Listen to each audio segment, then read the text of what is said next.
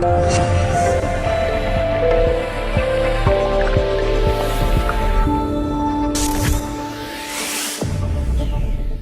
going on, everybody? Welcome to another episode of Cognition Fitness TV.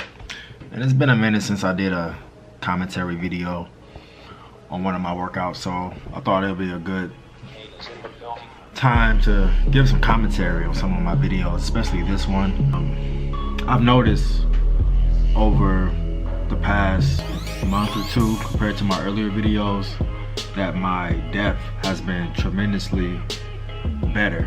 And in this video, I'm going to be showing some of my past lifts when it comes to squat, and showing the depth that I was getting compared to what I'm getting now. And you can kind of see the improvement. That's one of the good things about filming at the gym, and I know a lot of people don't like to film at the gym. A lot of people hate seeing people film at the gym, but one of the great benefits of filming at the gym is seeing progress and seeing how you develop certain movements, especially in the squat. So I thought when I first started filming at the gym and when I first started looking at my squats, I thought my squats looked okay. And you know, I noticed now, looking back at them, they're not really that good, I'll say. They're okay, but I'm showing footage now. I'm actually editing the video that y'all about to see right now. I got my laptop right here. Some of these squats are not even going parallel, which means that my hamstrings are not activated, my glutes are not activated as they should be. A lot of secondary muscles are not activated. So, you know, I guess the main thing for people that goes to the gym and squat, and I know it was on my mind when I first initially started squatting, was how much weight could I do? How much weight could I lift? It was all about the weight. It wasn't about the form. It wasn't about my technique. It wasn't about my lift off. It was always about how much weight I can do, how much weight I can lift, and how many reps I can do. And you know, I thought for a second that I was getting good weight at 405. You can see a clip of 405. I'm looking at it now and it looks horrible, you know. And I'm not gonna say horrible, but the depth and the, well, this was what, 2017. This video is from 2017. There's another video where it looked a little better, but overall, I feel like I didn't have it. I'm looking at 3 or 4 videos right now, and the depth is just, on one video is good, but across the board it's just not there.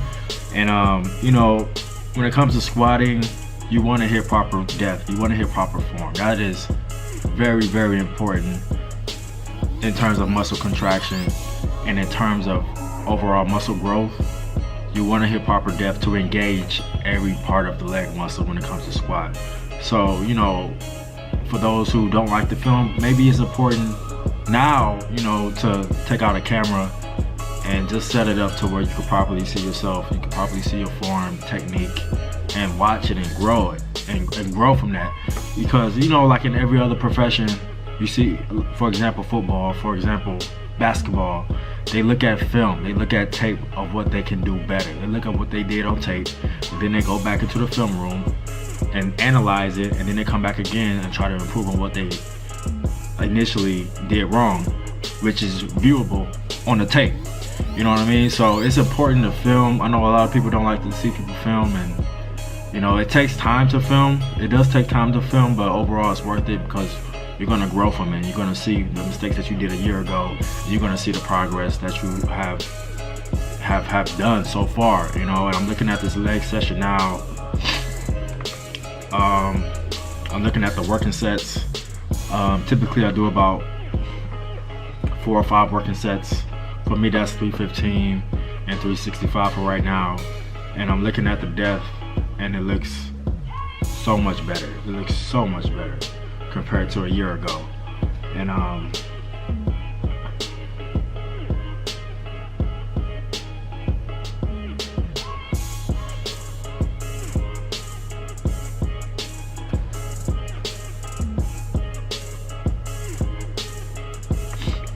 you can see now that when I unrack the weight, I know that I feel more balanced. You know, that's the one thing when it comes to seeing yourself on camera, is that your feet it may be not properly spaced.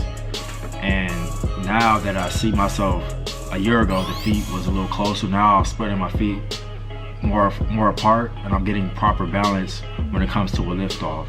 And that's very, very important, to make sure that your body is naturally balanced. I don't have squat shoes. I may end up investing in some, but for right now I still squat tennis shoes. But overall, before I was not getting proper balance. Right now my legs are equally spaced apart. I'm taking my time unracking the weight, and it just feels good right from the jump. That's very, very important when it comes to a lift. You want to feel great. You want to feel like you got the weight, it's properly balanced. The air quality, your breathing, everything is on point and smooth, to where you want to eventually get to the contraction part of the lift.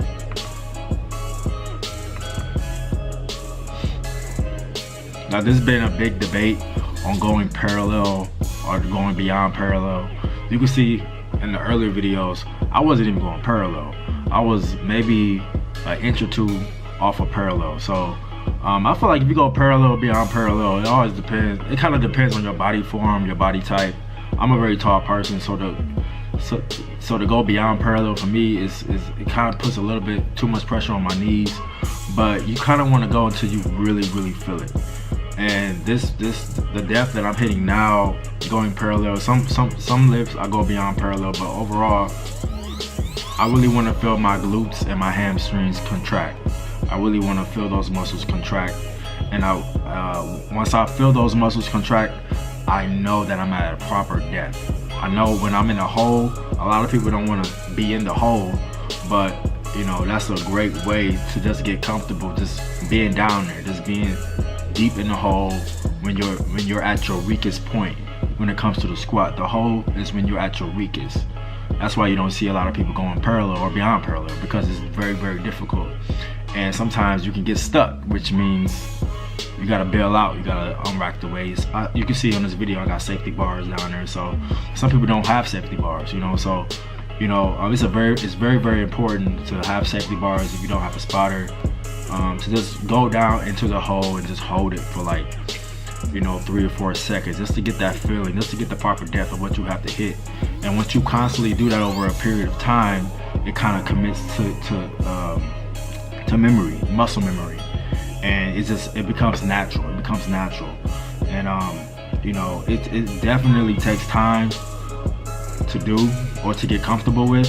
I guess that's one of the main things that I wasn't really comfortable when I first started squatting, like decent weight. I say decent weight for me is like 315, 365, 405. Like when it came to handling that weight, I was just concerned of not failing, not looking like a total douchebag, a total person in the gym who doesn't know what he's doing, person who needs help, kind of being afraid of going all the way down, hitting that proper depth, contracting the glutes, contracting the hamstrings, getting the proper depth, and then going back up. Like I was a little bit afraid, I guess, when I had that heavier weight, because one, I don't really lift with a lot of people, and I don't have a spotter. I don't have that luxury of having a spotter all the time because of my schedule and whatnot. People at the gym, they don't really lift as much weight as I do. So it's like, all right, I don't have a spotter. I don't want to be down there stuck. You know what I mean? I may feel a little embarrassed, etc., etc. You know, people have that anxiety a little bit when it comes to lifting for the first time. But over time, when you see yourself on film, you realize you're not getting proper depth, you're doing it wrong. So do you want to feel embarrassed, or do you want to do it right? And if you feel, at least you know that you're doing it right and you can live on that. So I'd rather do it right. I'd rather get the proper depth, get the proper mechanics down, to where if you are doing it wrong, it can ultimately lead to muscle imbalances, and that can lead to an injury, you know. And that's what happened. People that's been following the channel know that I hurt my back around March or April, and that pretty much meant that I couldn't do any type of free weight exercises when it came to going to the gym. So that meant that I had to do machines, and that's probably the best thing that happened for me, because I had to individually work on each muscle group. I had to individually work on each muscle group and not do any compound lifts. And you know, one thing that I improved a lot was focusing on my hamstrings and focusing on my calves and focusing on my quadriceps. Just working on each individual muscle group in the leg muscle complex. So when it came to me squatting again, taking 2 or 3 months off, even though it felt weird at first, my hamstrings and my glutes feel so much strong and tighter compared to before, where I wasn't really working on those muscle groups as much before I got hurt.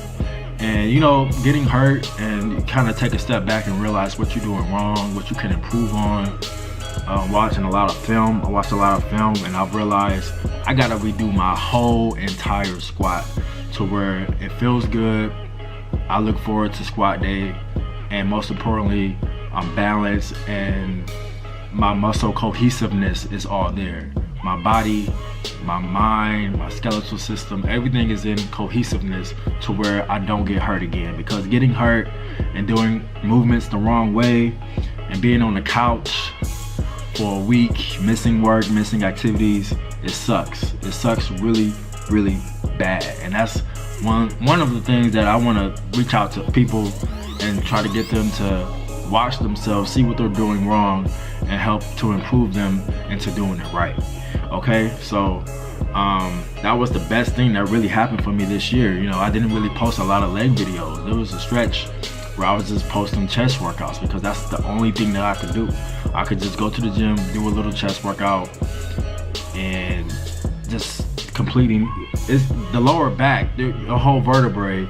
It pretty much connects to the majority of all your muscles. When you're doing arms, you're using that vertebrae.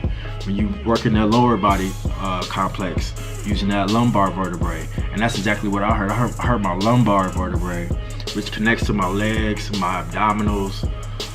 So pretty much I was dead from the chest down. Everything hurted when I would contract using doing any type of contraction muscle that's below the pectoralis muscle group. So yeah, I mean, getting hurt, it sucks, but you know, it happens to the best of them. And usually people that get hurt, they come back better than ever. And that's how I've been feeling lately. I've been feeling very, very strong. My lifts has been feeling so much better, especially when it comes to the squat. I feel like I'm hitting my depth. I'm looking at 365 here.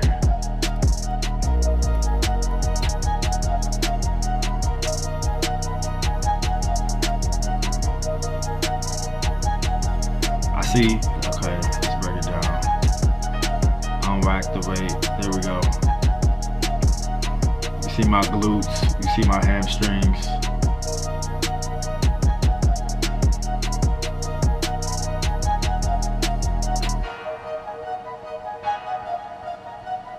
I got a nice tempo and a nice pace. I'm not rushing it. And as soon as I feel it in my hamstrings and my glutes, I know that I'm parallel. I know that I hit proper depth. And you know, I can go into the concentric phase of a lift. Here I am hitting 365 again. My second working set of 365. My ass is low to the ground. My hamstrings is low. Contract back up. Rack the weight. Don't be so concerned with how many reps and sets you get. Just make sure that you do it right. Make sure you get it right. Once you do it right, everything else will come accordingly. You know, the reps will come, the sets, the high sets will come. I got another profile view.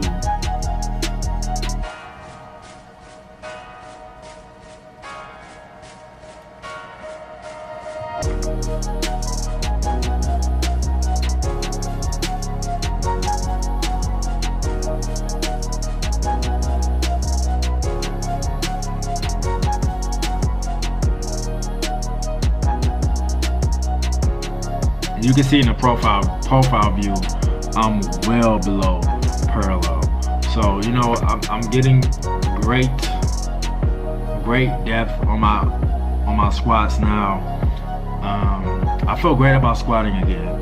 You know, I was so concerned about hitting heavy weight, hitting 405 and hitting 455, and you know, those are still numbers that I want to hit, but I want to hit them doing the right depth, getting the right balance. Everything is in cohesiveness, like I said before, compared to just unracking the weight and it's going down a little bit. And then, you know, 405, I feel like I'll be back up to 405, and then my goal last year was 455 before I hurt my back. So that's still a number that I want to hit, and ultimately I want to hit 5 plates.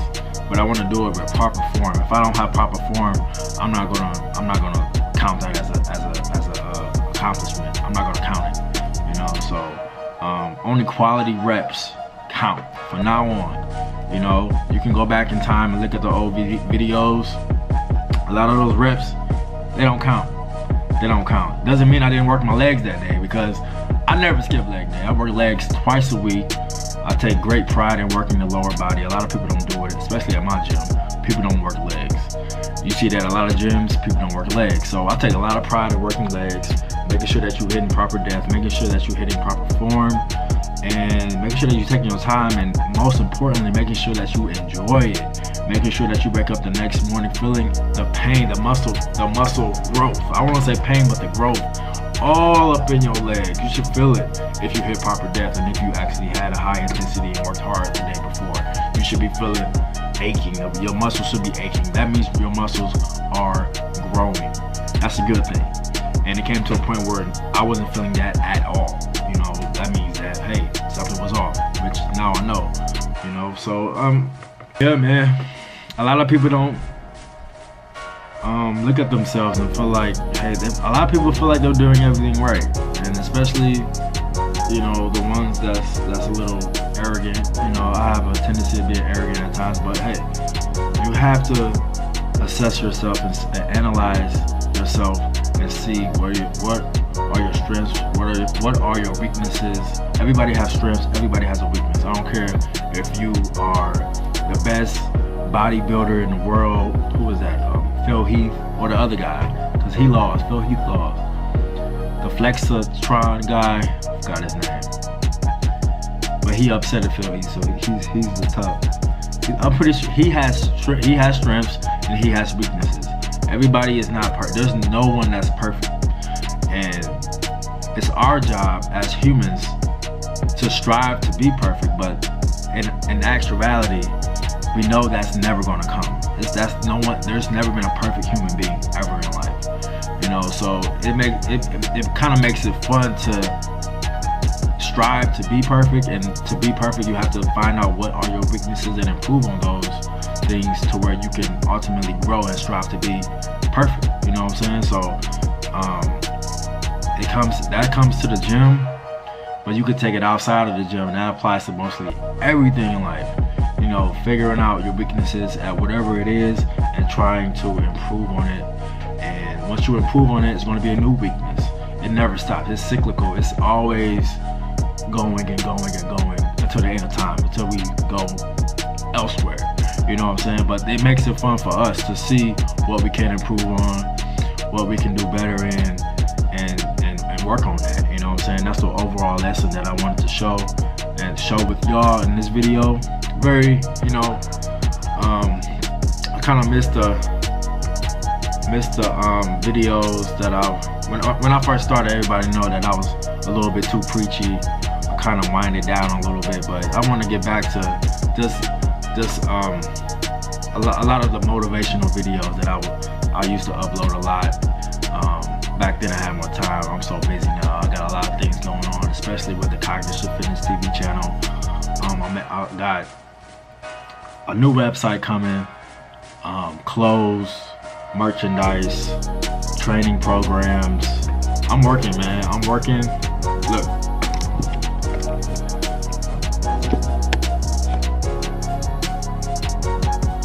Focus. 8-week beginner fitness training program. So I got training programs coming I have about 10 training programs that's going to be available either in December or early next year. And hopefully I want to launch the training programs, the website, the clothing, merchandise all around the same time. I have a big push going into the next year where I know there's going to be a lot of people that's trying to lose weight. There's going to be a lot of new goals. There's going to be a lot of new fitness goals. And I want to be there to help them along the journey. So that is my goal right now. Focusing on the Cognition Fitness brand and focusing on the channel and basically just getting more support. I want to grow in all avenues of social media.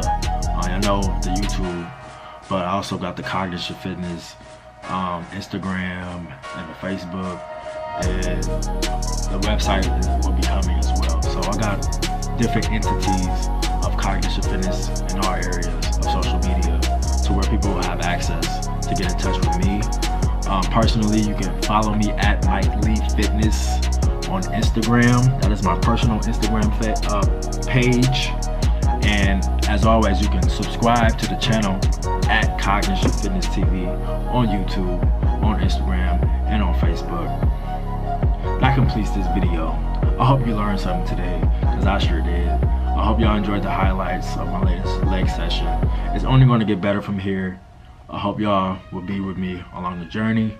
Thank you for the support. As always, holla back at your boy. Peace.